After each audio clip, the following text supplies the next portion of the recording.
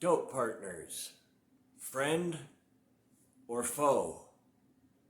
Dope crews, benefit, more headache? You're gonna find out right now.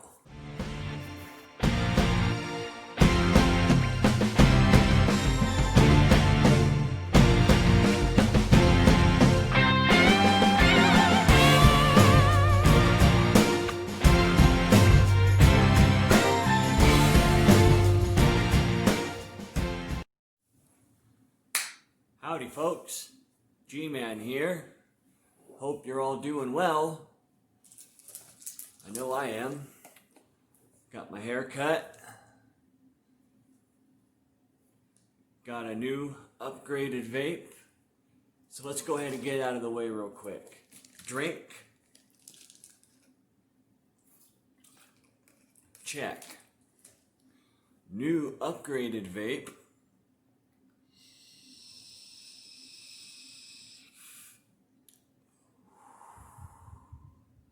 Check. Even better hair, nice clothes, check. Alright, so today we are going to talk about dope partners and dope crews, okay? We'll start with a dope partner, okay? It's pretty self-explanatory, right? A dope partner is your road dog, right? Your partner, you know, the guy who you work with, or gal, the person that you work with to help get those drugs, right? I've had a couple different dope partners, some of whom you've already heard about in story time. Nutcase from story time number 2. Number 2, he was a good dope partner. In fact, we actually split on good terms, and he's doing really well for himself. Him and his chick, they're married. They've got, I think, 2 or 3 sons. Doing very, very well for themselves. So shout out to Nutcase. Proud of you. And I've had other dope partners where it didn't end so well, okay? And when you first start rolling with a new dope partner, it always goes well at first. In fact, it's a lot like a romantic relationship in a lot of ways, right? Obviously, you typically don't have sex with your dope partner, but I imagine that it is possible, okay? I'm going to tell a quick story about what can happen when dope partner shit goes wrong, okay? Because when you're in the junkie world, it's really, really difficult to trust anybody, okay? So when you roll up with a dope partner and, you know, you actually start wanting to trust the dude, and that's not always the best idea. Okay?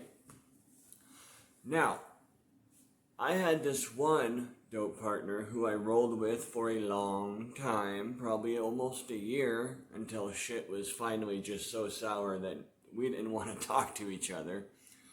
I'm not going to drop the dude's name, but it was interesting because he was actually Asian. I'm not going to say specifically what type of Asian, but he was Asian, and he was a first-gen Asian, so he was very, very in tune with his heritage, right? And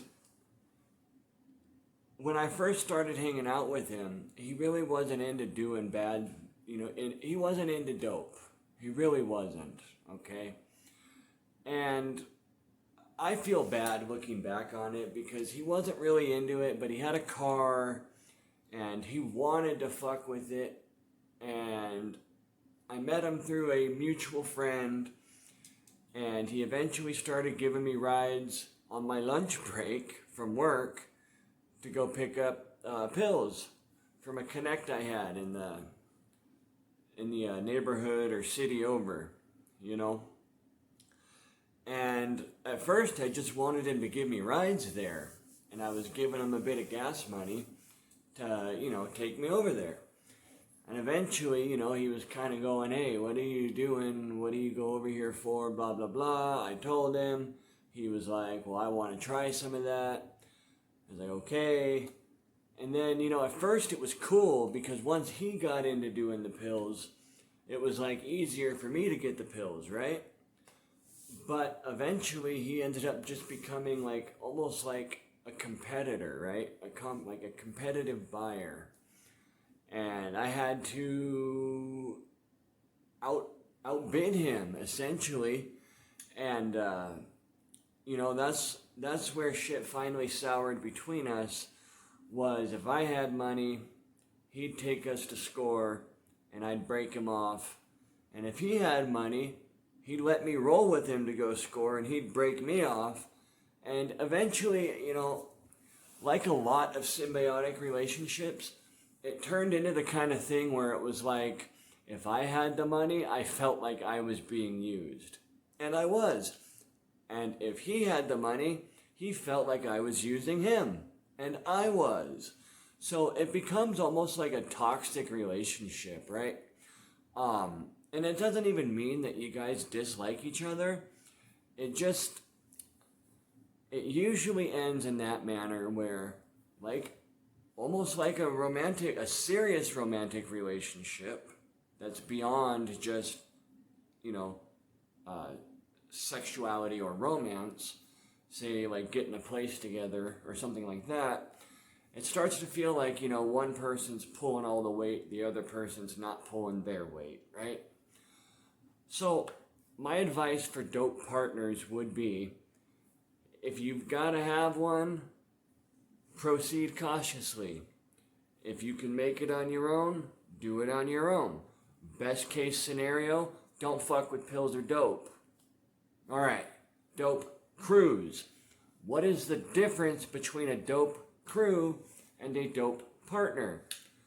Well, it's about what you think.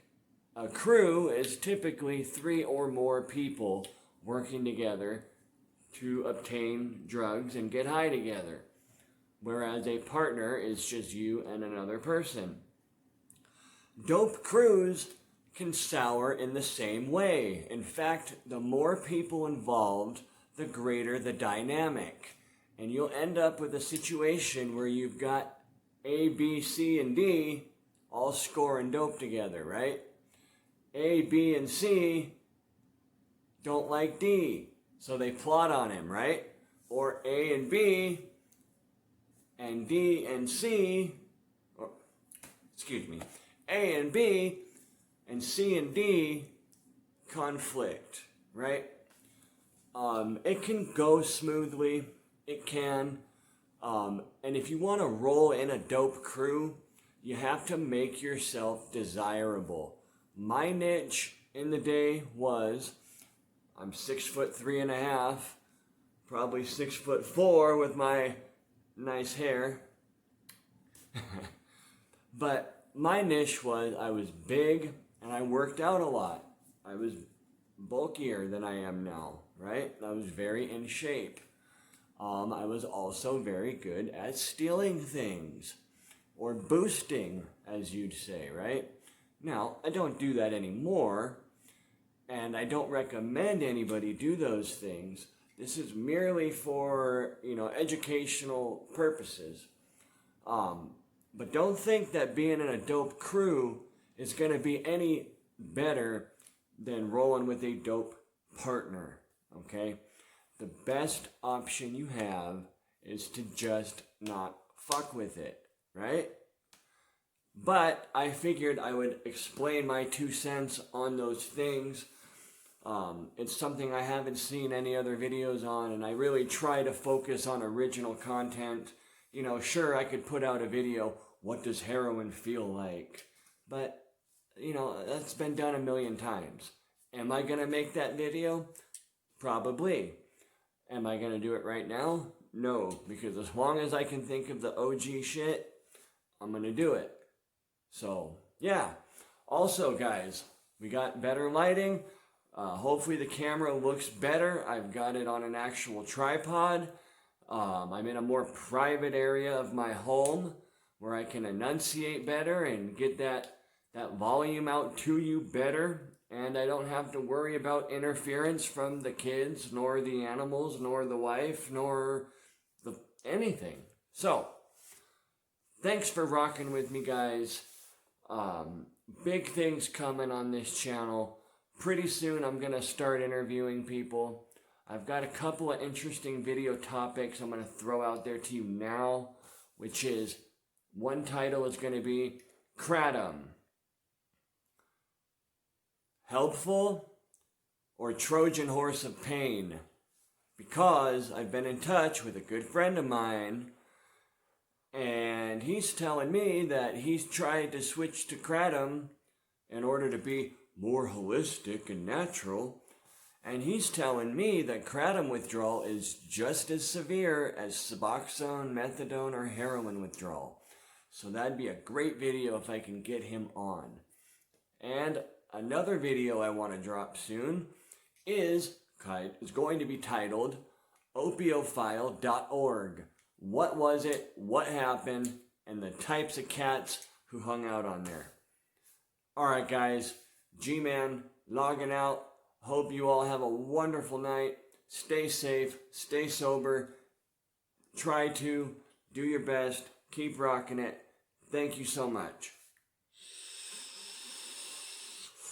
G-Man outro.